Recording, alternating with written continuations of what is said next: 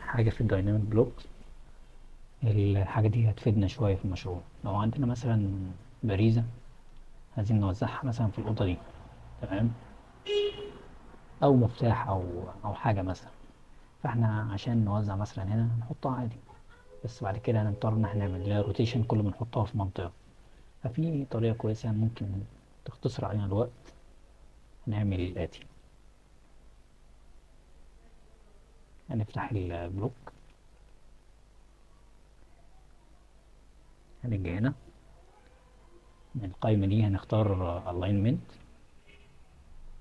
نختاره كده، نسحبه ناحية الشمال الخط، بس بعد كده نقفل القايمة. كده احنا عملنا دايناميك بلوك. يعني ايه؟ يعني بص كده هيفضل ان احنا نحركه في اي حتة، هو هياخد الوضع الخاص بيه، الروتيشن بتاعه. بس كده نقدر بعد كده ننسخه ونحطه في المنطقة اللي احنا عايزينها بالزاوية اللي احنا عايزينها، وهيكون معدول.